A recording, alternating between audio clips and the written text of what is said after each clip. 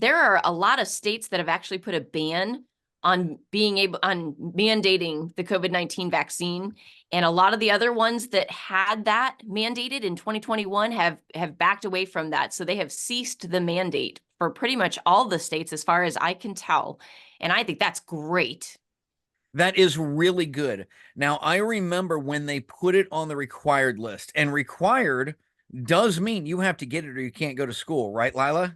That is exactly what that means. And you said it is still on the required list in many states. Can you name a couple of those states? Do you have that list up there, or where can they find that?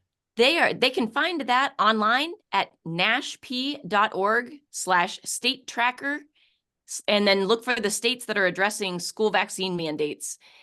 But I'm not finding it as a requirement. It is still as a recommended, is for what I can find for for all of these states that don't have the ban on. That is incredible. And some of them banned it.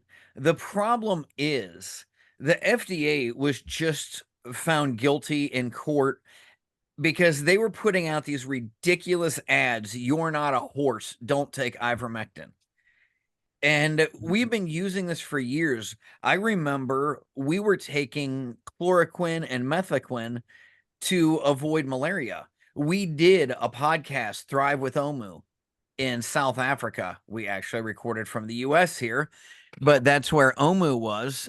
And she said, oh, no, we don't have that problem in this country because so many people take this prophylactic dose to avoid malaria.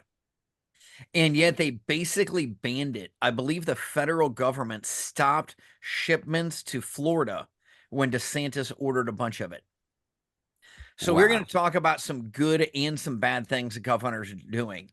We might even get into how Governor Abbott, who we just said nice things about when he secured his area of the border, now decided that we can throw away the First Amendment and free speech, and I'm going to make it an executive order and tell you what you're allowed to say on college campuses.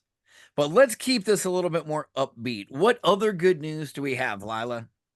I came across an article that was listing what Javier Milei said when he was campaigning, and the quote just sent shivers down my spine. And I really want to share that with our listeners, because he said, "I didn't come to lead sheep. I came to wake up lions." And if that doesn't send shivers down your spine, I don't know what will. But that just really hit me as something incredibly important, because so many governments seem to think that they know better than their people and that they should be telling the people what to do. But the people are capable, they're competent of making their own decisions and living their life the way they want. And he recognized that. And I love that. I think our problem is the governments are buying off the weakest people. And they start by, oh, they just need help. And then that grows. And next thing you know, the average Joe needs welfare, but he was too proud to take welfare. So they called it unemployment. What happened to saving a month or two of reserves?